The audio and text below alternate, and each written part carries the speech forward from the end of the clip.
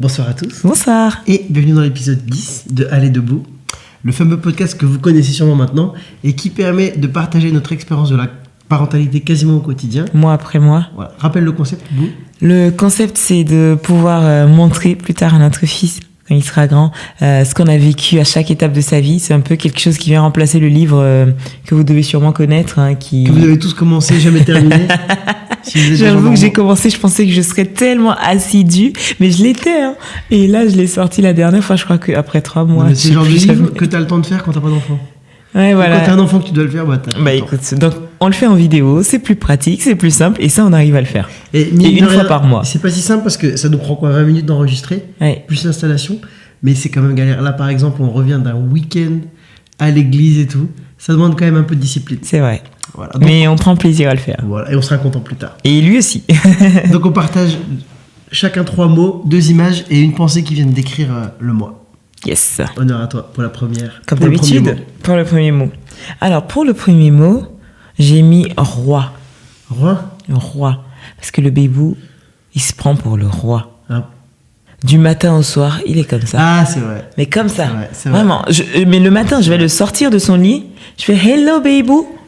C'est vrai. Il est comme ça. Il passe sa vie à le faire. Il y a des variantes. Hein. C'est ça. Là, avec quelqu'un à l'église, il s'amuse. Ah non, mais ça, c'est le room. C'est autre chose. La mobilette. C'est ça. Mais à la crèche, les dames de la crèche m'ont fait trop rire parce qu'elles ont dit non, mais du matin au soir, il salue son peuple. C'est vraiment ça. Dans la rue, la dernière fois, il y avait 2 petites filles qui allaient à l'école. On passe, il les voit, il fait ça. Et elles sont super contentes. Des cougars de 4 ans. Des cougars de 4 ans, c'est ça. Sur mon fils. mais c'est incroyable. Et des fois, il le fait même au mur. Hein. Oui, non, mais c'est vraiment... Je pense qu'il y a un geste qu'il a apprécié. Bon. Mais dès que tu dis coucou ou au revoir... C'est ça. Et justement, moi, je voulais le mettre aussi dans une des images. Et donc, il fait ça tout le temps. Et il y a un jour à la crèche, avec une des dames de la crèche, il a dit quasiment au revoir. Il a dit rare. Ça ressemble un peu à ça. En répétant. Et il l'a revu une fois. Mais bon, est-ce que c'est du hasard ou pas ? Je sais pas si c'est un âge où ils sont censés commencer à dire des petits trucs. C'est vrai que pour le coup, il répète pas ce qu'on essaie de faire répéter. Il s'en fiche. On dit un mot, il dit autre chose. Mais la dernière fois, dans la salle de bain, t'as dit un autre mot qui était pas du tout commun, qu'il a répété aussi. Il a essayé de répéter, ouais. C'est ça. Mais à part ça, franchement... Après, on parle vite aussi, là. Non, mais parfois, je fais je force le truc. Et il répond pas. S'en fiche. Au petit roi, d'accord. Et moi, le premier mot que j'ai mis, c'est nuit. Parce que tu sais, on n'arrête pas de le complimenter depuis qu'il est né. Tu sais, on raconte à quel point il est super et tout. Et il faut qu'il sache que là, dans le dernier mois, est-ce qu'il a fait une nuit sans se réveiller ? Il nous a fatigués. Je sais pas si tu vas en parler, il y a une nuit où il nous a pas réveillés. C'est une nuit spéciale. Oui, on a commencé justement à compter les nuits où il nous a pas du tout réveillés. C'est même pas ça. Il y a une nuit où on n'a pas pu être réveillés. Ah, j'ai même pas mis ça, tu vois. On racontera sinon. Mais quasiment toutes les nuits il se réveille au moins une fois, voire 2, parce que la tétine elle tombe, et on doit lui remettre dans la bouche. Des fois il finit la nuit dans notre lit. Donc autant, regardez la fatigue. Donc autant il dormait très bien quand il était au retour de la crèche, autant là il nous prend quand même un peu nos nuits. Hein. C'est vrai. Après, oui, la tétine, il faut aller la mettre toutes les 30 secondes. Encore quand c'est que mettre la tétine et qu'il se rendort, oui. Mais toi, apparemment, tu galères. Moi, je lui remets la tétine, ça marche. Mais quand je me lève le matin, il me vend que toute la nuit, il a dû bercer le bébé pour le rendormir et tout. Mais moi, j'ai pas à le faire. Comment ça se fait ? Alors, attends. Tu as été enceinte, tu as accouché, tu as souffert, ça fait mal l'allaitement et tout. Mais reconnais que sur les derniers mois, 90% des pleurs la nuit, c'est pour moi. Mais justement, je m'en rends pas compte. Donc, je ne sais pas si c'est si vrai que ça, tu vois. Est-ce que c'est pas un réveil que tu enjolives et tout? Tu parles, je crois que c'est vrai que ça fait mal une montée de lait, tu vois. Donc là, les nuits, et puis la nuit, des fois, je dois le porter ou le reprendre. Je le mets dans le fond. Mais c'est vrai que c'est toi qui l'endors. Ouais, avec ta technique Instagrammable. Ouais, la technique que j'ai vue sur Instagram et que j'ai déjà racontée. À toi, deuxième mot. Ah oui, deuxième mot. Deuxième mot, j'ai mis sécurité. Je sais plus si dans le dernier podcast on avait déjà parlé du parc. Bah non, bah j'ai voilà. prévu d'en parler moi. Et bah du coup, sécurité, on a mis les cache-prises, les protections des tiroirs. Et d'ailleurs, la première fois qu'il a essayé de tirer, il n'a pas compris ce qui s'est passé. Ah oui. Il a commencé à tirer, il voit que ça marche pas. Tu sens qu'il force, mais il se sent pas. C'était très drôle à voir. Et là, j'ai décidé d'acheter un parc. Enfin, on a décidé d'acheter un parc. Oui, on a décidé le principe d'un parc. C'est pour ça que j'ai dit et moi, elle a choisi le modèle. Et moi, justement, c'est mon mot après. C'est studio. Le mec a un studio. Et je vous montre quand même. Le mec, il a une habitation. Dites-vous que... Il y a une chambre là-bas, ouais. Il y a la salle de jeu. Dites-vous qu'avant, on avait un salon. On a dû changer la disposition de la table. On a modifié tout notre salon parce que monsieur a... Ah, il a son espace. Parc, oui, mais après, le truc, c'est quoi? C'est que t'avais des 1 mètre sur 1 mètre. Et je me dis, il est vite à l'étroit. C'est comme dans son lit. Je voulais pas qu'il se sente aussi enfermé. Mais en même temps, je voulais pas le laisser errer partout dans la maison parce que d'ici là que t'es une prise, que t'es obligé de débrancher, qu'il met dans sa bouche, qu'il... mais quand même, faut quand même savoir que cette meuf-là, elle voulait acheter un canapé d'angle immense dans un appartement où ça ne rentrait même pas par la porte.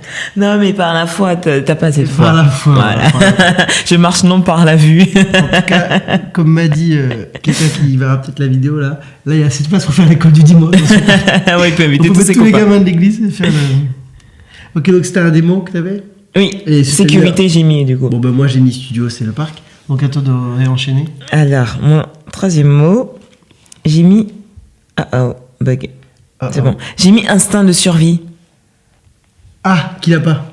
Non mais attends que je développe. C'est ça l'histoire. Justement, l'histoire c'est que une fois, j'ai réalisé que le laisser sur le lit c'était dangereux. Ça je le raconterai, c'est plutôt dans la pensée que je le développe. Et en fait, je me suis dit je vais un peu tester son instinct de survie parce que ça m'avait un peu marqué l'événement où j'ai eu l'impression où il a failli tomber du lit. Et du coup, je l'ai laissé un peu sur le bord du lit et je me suis mise un peu en retrait avec les mains bien sûr pour le rattraper et j'ai voulu voir s'il va essayer de venir vers moi puisqu'il voulait que je le prenne. Et là, je vois qu'il s'avance, qu'il hésite et il ne s'aventure pas. Là, je me dis ah oui, ça va, il a quand même quelques petits instincts de survie. Elle a un petit instinct de survie, quelques réflexes. Et là, j'appelle son père, je dis, mais Bou, viens voir ce qu'il sait faire et tout ça. Il se tient quand même, enfin, il a quand même l'instinct de survie. Et là, donc ça t'arrive, et je lui fais la même chose. Et là, il n'essaie pas de s'avancer vers moi, mais il voit un truc par terre. Et là, il plonge la tête la première vers le sol. Et là, tu te dis, bon, ok, réflexe zéro, instinct de survie inexistant. Donc, il va falloir qu'on fasse attention à ce petit... C'est pas un instinct, du coup, s'il le développe après. Oui.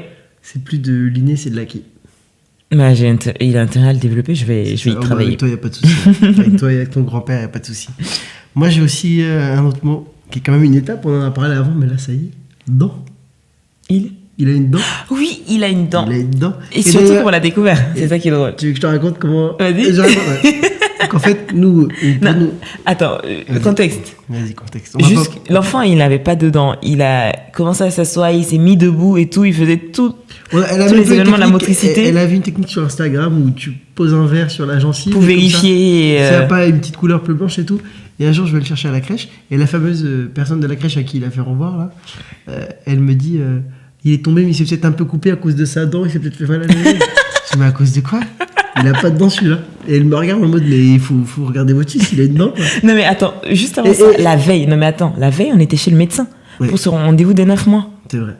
Oui, elle a dit qu'il a pas de dents. J'ai dit au médecin mais il a pas de dents. Elle a regardé, elle a dit mais oui il a pas de dents. Donc au bout d'un moment, et je sais pas, elle est douée. Elle est douée parce que même quand elle l'a dit, moi je l'ai pas vu. J'ai dû passer le doigt pour sentir. Quand elle l'a dit, moi j'ai regardé, j'ai pas vu. J'ai dit non mais il n'y a pas de dents, c'est pas vrai. Et après, j'ai regardé, j'ai un peu vu, mais j'ai quand même dit, ben non, il n'a pas de dents. Non, moi j'ai dû passer le doigt. Au début, je voyais pas. J'ai passé le doigt et j'ai senti en effet. Oui. Et maintenant, on la voit vraiment. Même quand il sourit, on voit une petite dent. Bon. Et au point où on lui a même brossé la dent ce soir. Quoi. Oui, pour la première fois. C'est un truc qui se met sur le doigt comme ça et c'est vraiment une vraie brosse. Voilà, donc monsieur a une dent. Et d'ailleurs, ça a eu un effet négatif sur... Ah oui, non, mais là, il va être sevré. C'est ça, il va être sevré. Alors, encore le matin, quand il a faim, vraiment, ok, je veux bien, mais ça va rester que le matin, parce que là, il a commencé à me mordre, et ça va pas. T'as fait combien de mots, là? 3 3 Je crois, oui, j'ai fait les 3. Ok, bon, moi j'en ai... Bon, tant pis, j'en ai encore un, mais c'est pas grave, je dirais une autre fois. Non, mais dis-le. Non, je dirais une autre fois, j'en garde au cas où. Ok, mais ça sera pas entre 9 et 10 mois, du coup? Non, mais c'est un peu chronique. Ok. À toi. Alors, les deux images. Une image... la première image, elle est toute mignonne, c'est avec la même dame de la crèche. Décidément, en fait, c'est sa préférée. Enfin, je sais pas, je dirais pas que c'est sa préférée. Il les aime bien toutes. Non, mais à chaque fois, on la voit. En tout cas, elle l'aime beaucoup, elle, et lui, à force, il a dû sentir, il l'aime beaucoup. À force. En tout cas, à chaque fois, on les voit ensemble. Et je suis arrivée à la crèche et j'ai vu par la fenêtre qu'elle était en train de plier du linge. Et lui, au lieu de jouer dans la chambre avec l'autre enfant qui était là, il était assis dans le bac à linge aussi. Il essayait de sortir les vêtements pour lui passer. C'était trop mignon. C'est mignon. Il devait être serviable, c'est bien. Moi, une image, j'ai aussi par rapport à la crèche, mais c'est moins mignon. Mais c'est... On va raconter à tout le monde quel genre de mère tu es. Je suis arrivé à la crèche et je vois toutes les dames qui me regardent un peu en rigolant, etc. En mode... Parce que tout simplement, la veille, elle était allée chercher... notre fils à la crèche et elle était allée en voiture alors qu'on y va à pied, c'est à 5 minutes, et là elle était en voiture, elle a laissé la poussette devant la crèche. Non mais attends, contextualisation. Oui. Je me suis garée devant la crèche et je me suis dit, faut pas que j'oublie la poussette parce que là souvent, enfin on a le cosy directement dans la voiture. Ça excuse tout du coup. Oui, du coup je suis sortie, j'ai laissé la poussette sur le devant, j'étais vraiment garée devant la porte. J'ai pris le bébé, je l'ai mis dans le siège auto. Et en fait, j'ai fermé et en passant par derrière, comme j'avais mis ça un peu à l'avant, j'ai pas vu la poussette. Du coup, je suis partie. T'as oublié la poussette, quoi. Oui, mais il y a un contexte. Il n'y avait pas le bébé dedans. Ah oui, non. Non, il n'y avait pas le bébé dedans. Et du coup, on a flippé un peu. Et toi, t'es retourné voir à la crèche? Oui, en fait, je m'en suis rendu compte à un moment donné, je me suis dit, ah non, il s'est endormi dans la voiture parce que j'allais quelque part. Ouais. Il s'est endormi dans la voiture, je me suis dit, est-ce que je sors du coup le cosy que je mets sur la poussette ou est-ce que je le sors du cosy pour le mettre dans la poussette? Je me faisais des réflexions comme ça. Et à un moment donné, je me dis, mais c'est bizarre, j'ai pas le souvenir d'avoir rangé la poussette dans la voiture. Et là, je me dis, ah mince, je pense que j'ai oublié la poussette. Et du coup, je suis revenue et je l'ai pas trouvée devant la porte de la crèche. Je me dis, mais mince, qu'est-ce qui s'est passé? J'espérais surtout que j'ai mis le frein et que la poussette n'allait pas rouler sur la voie, tu vois, avec les voitures, tout ça. Ça peut causer un accident.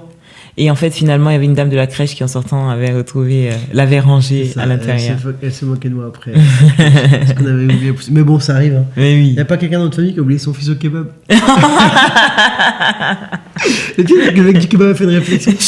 Genre, tu peux très bien être la meilleure des mères et ça arrive. Bah oui. Un jour. Voilà. Toi, du coup. Ah oui, je parle du freeze. Alors, non. Le freeze? Oui, cet enfant n'aime pas l'eau. Il ne veut pas boire d'eau. Donc on essaie de faire tout ce qu'on peut. Là, la dernière en date, c'est qu'au lieu de faire 210, je fais 220 et puis je mets la même quantité de lait que pour 210 en disant que ça fait un peu d'eau à chaque fois. Et en fait, là, on lui avait fait, je pense, il avait pris une bonne dose, genre 240 ou un truc comme ça. Et il en réclamait encore. Et là, qu'est-ce qu'on a fait? On a mis juste de l'eau. Mais c'était un peu comme un sirop de lait, quoi. C'est ça, mais c'était un peu blanc. Donc sur le coup, parce que quand il voit l'eau, il ne fait même plus semblant d'essayer de boire. Et là, il a dû se dire que c'était du lait. Donc il a commencé à boire. À un moment donné, il fait une pause.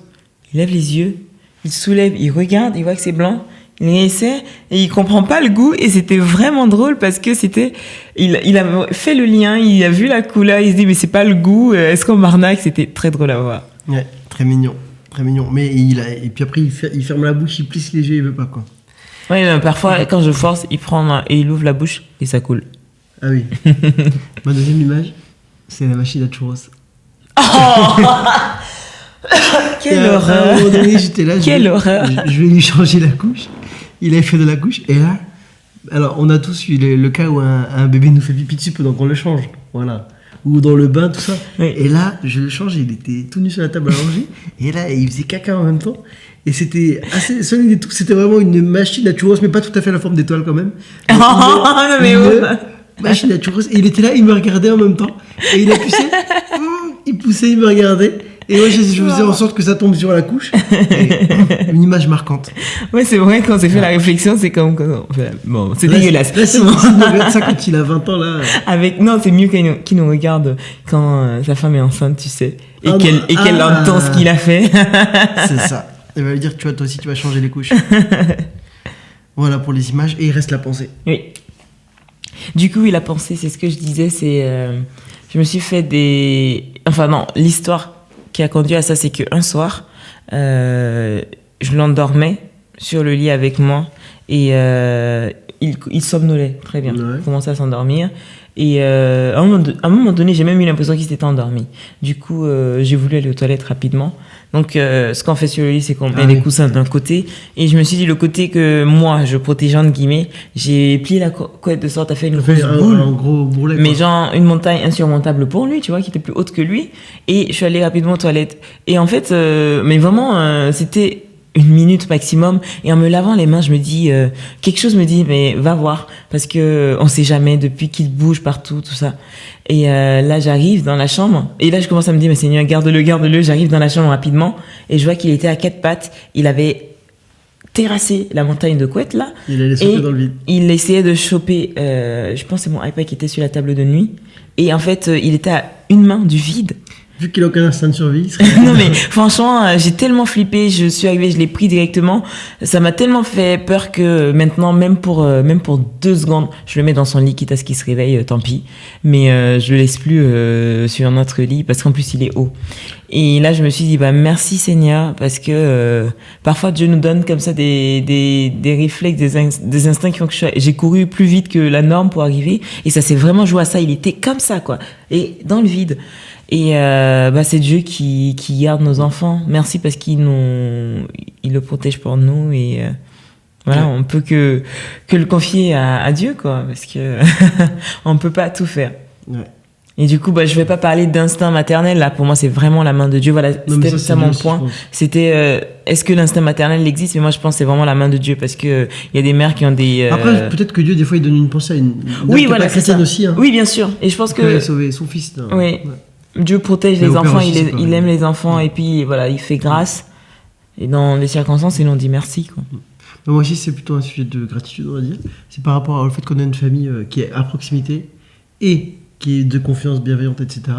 Un bout de la famille. Nos 2 familles sont super, mais on a la chance d'avoir quelqu'un de ta famille qui habite vraiment dans la même ville que nous. Enfin, la chance, on a aussi choisi d'habiter là, on partit pour ça. Et on a pu faire une première nuit sans lui. On a fait une première nuit. Je crois que j'ai fait un blackout, tu vois, parce que c'était même plus, je l'avais même plus en tête. Elle avait même plus en tête. Mais alors, ce qu'il faut vous dire, c'est que on les a vus un soir jusqu'à peut-être 22h, et eux, ils devaient le garder la nuit jusque le matin, l'emmener à la crèche. Donc, c'est-à-dire qu'ils vont le voir dormir. Et elle avait commencé à vouloir emmener un parc, à jouer des trucs pour si jamais ils s'ennuient, si machin, un truc. Alors qu'en fait, on l'a amené, on l'a déposé, et il a dormi, il s'est réveillé 2 fois dans la nuit, parce que voilà, c'est pour ça qu'on a fait une nuit calme. Et ils l'ont déposé à la crèche et c'était fini. Mais on a quand même passé un truc, à 9 mois. Oui. Ouais, c'est ça. Tu l'as dit à ton père? Oui. Ah, il a dit quoi? J'ai mis dans le groupe, il a pas réagi. Pas plus que ça. C'est maman qui m'a appelé en mode, il a vraiment dormi. C'est quoi cette histoire de soirée pyjama là? Et moi, mon plan, c'est que celle qui est dans la famille là-bas, les 2 enfants qui sont là-bas et qui réclament, et qu'on leur fasse la faveur de leur laisser le bébé de temps en temps et pour qu'on passe une bonne nuit. Voilà. Bon, je crois que c'est la fin du podcast. Non, mais on revient du camp. Dis-moi. Oui, on a fait un week-end à l'église. C'était bien. D'ailleurs, il y a eu plusieurs images qui auraient pu être.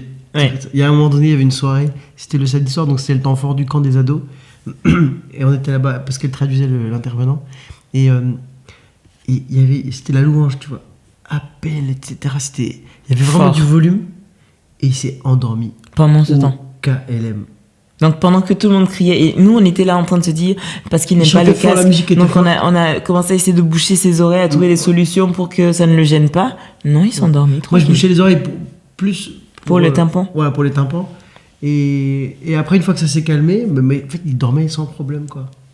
Voilà, donc on a la chance d'avoir un bébé facile à ce niveau-là. Merci Seigneur. Et dans un mois. Dans un mois. On fera un truc spécial pour les 12 mois quand même. Mais c'est 11 mois d'abord. Ouais, 11 mois. Mais si vous avez des questions et tout, réfléchissez quand même déjà. Oui, on pourra faire un question-réponse. Moi, s'il y a des questions. Il n'y aura pas de questions. Et à dans un mois. Bye.